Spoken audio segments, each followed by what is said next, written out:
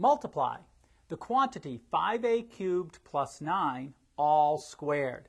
This is a binomial squared. We can use the formula that tells us to take the first term, 5a cubed, and square that. Since it's a plus here, we have a plus there, and we take twice the product of the two terms. So 2 times 5a cubed times 9, plus the second term, 9 squared. Let's simplify. 5 squared is 25. A cubed squared, we multiply the two powers 3 times 2 to get a to the 6th.